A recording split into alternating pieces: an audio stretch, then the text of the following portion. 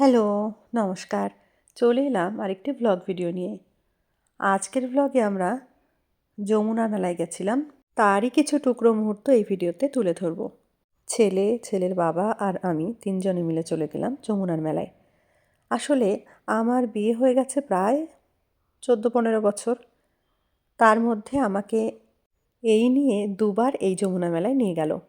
এবার ভাবলাম আমাদের একটা মেমোরি থাক, যেটা আজীবন থেকে যাবে।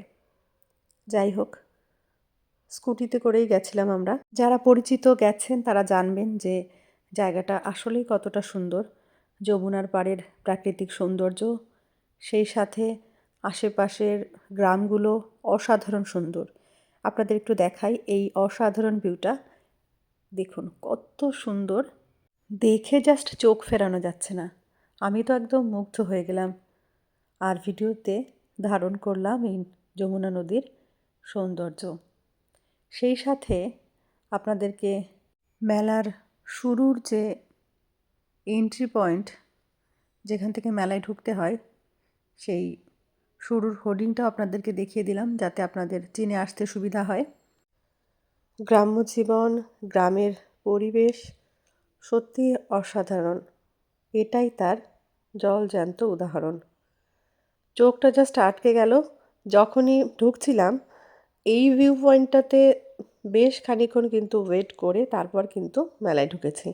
মেলার ভিউগুলো অতটা ভালো নয়, কারণ যেহেতু দিনের বেলায়, মানে সন্ধ্যার বেশ খানিকটা আগে, সন্ধ্যার পরে গেলে লাইটিংগুলো থাকলে তাহলে ভালো লাগতো।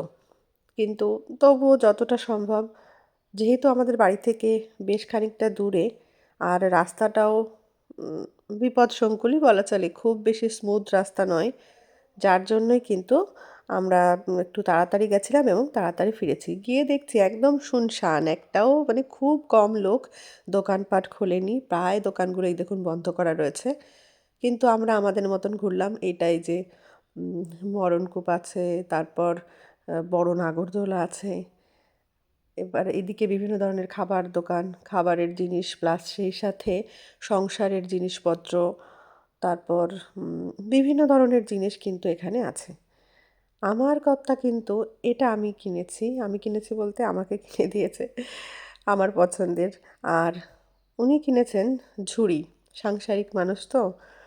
উম যাই হোক, মেলা ঘুরে খুব একটা যে ভালো লেগেছে তেমনটা নয়। কারণ মেলায় মূলত মানুষজন, আলো, লাইটিংগুলো বেশি মানে দৃষ্টিকে আকর্ষিত করে। তো সেটাই হয়নি। দিনের বেলায় একদম খালি, খালি লাগছিল। তবে একটা ভালো জিনিস আপনাদের সাথে শেয়ার করি। সেটা হচ্ছে জিলিপি বানানোটা। জিলিপি বানানো সামনে থেকে সেইভাবে, মানে দাঁড়িয়ে থেকে মানে পুরোটা দেখা সেইভাবে কিন্তু হয়নি। দেখুন এই যে কাকাবাবু এখানে বসে বসে জিলিপি ভাজছেন। কিভাবে জিলিপি ভাজা হয় মোটামুটি কিন্তু ভিডিওতে ধারণ করেছি। ব্যাটার দেওয়ার পরে খানিকক্ষণ এরকম নেড়ে চেড়ে এটাকে উল্টে পাল্টে তারপর কিন্তু চিনি শিরার মধ্যে দেওয়া হয়। মেলার পরিবেশ তো যতটা সম্ভব ভিডিওতে ধারণ করার চেষ্টা করলাম। এই দেখুন ফাইনাল লুক। যারা মিষ্টি জিনিস ভালোবাসেন তাদের ভালো লাগবে, আমার মতো মানুষের খুব একটা ভালো লাগবে না। কারণ আমি এই জিলিপি বা অন্যান্য মিষ্টি জিনিস একদমই পছন্দ করি না। কিন্তু তবুও আমি বাড়ির জন্য কিনে নিয়ে এসেছি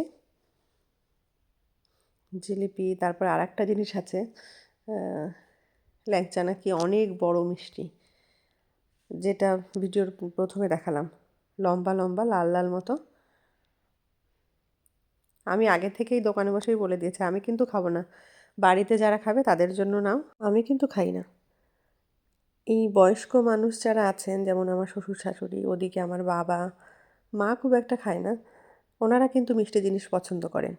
আমি নিজে খাই না সেজন্য যে নাক সিটকোবো বা এরকম কোনো বিষয় নেই। যারা ভালো খায় তারা খায়, আমি পছন্দ করি না সেটা মানে কী বলবো, আমার পছন্দ ভালো লাগে না। যাই হোক, এই যে যখন ফিরে আসবো। ফেরার মুহূর্তে ভাবলাম, তখন দেখছি অল্প একটু দুটো একটা দোকানে এই যে আলো জ্বালিয়েছে। সেজন্য আলোটা দেখিয়ে আজকের ব্লগটা শেষ করলাম। কেমন লাগলো অবশ্যই কমেন্টে জানাবেন।